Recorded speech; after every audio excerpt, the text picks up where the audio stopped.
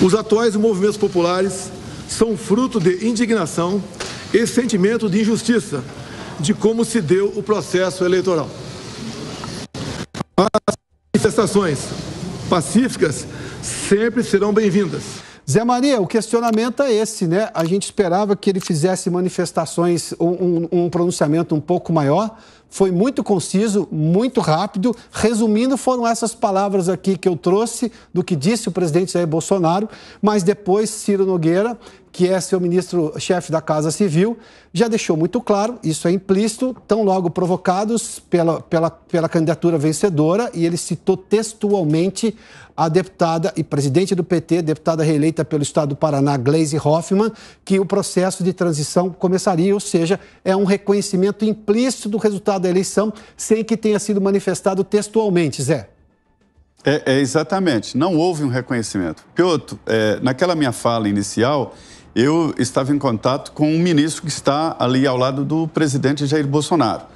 E eu vou te relatar exatamente como foi o diálogo. É meio monossilábico, porque ele estava, evidentemente, ao lado do presidente. O presidente vai reconhecer a derrota? A resposta foi não. Vai falar e reclamar do sistema eleitoral? Sim, é isso.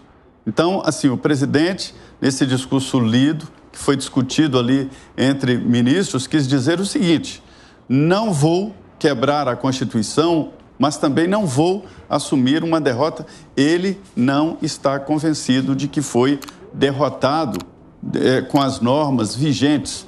Ele está achando que houve interferência da Justiça Eleitoral e isso acabou produzindo um resultado diferente do que se a eleição corresse solta. Esse é o pensamento pessoal do presidente Jair Bolsonaro.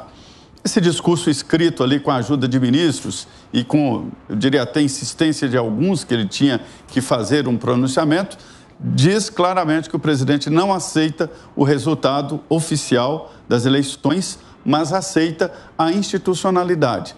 Se a lei manda fazer a transição, ele vai fazer a transição segundo a lei, mas se reserva no direito de não, pessoalmente, aceitar o resultado das urnas. Sobre as manifestações, ele, de certa forma, incentiva as manifestações. As informações é de que o presidente quer as pessoas se manifestando exatamente como ele, a inconformidade com o resultado, mas que não façam como o MST, o MS não sei o quê, que invade com o nome de ocupar e que impede as pessoas de irem e virem. A Constituição garante às pessoas de livre acesso a tudo. Então, ele incentiva, sim, manifestações e não exatamente ocupar estradas e bloqueios. Não disse isso claramente, mas deveria. Esse é o tom do discurso. Olha, Piotr, ao presidente Jair Bolsonaro foi exposto nessa reunião uma ideia de que ele deveria admitir o resultado das urnas e a derrota e que deveria liderar a oposição ao governo Lula, manter esse grupo forte, que ele fala aí de 58 milhões de votos, é um pouco mais do que isso, porque existem os que não gostam do PT e que vão acompanhar uma liderança assim, mas ele não aceitou fazer esse tipo de procedimento, ou seja, admitir a derrota nas urnas e imediatamente ir para a oposição.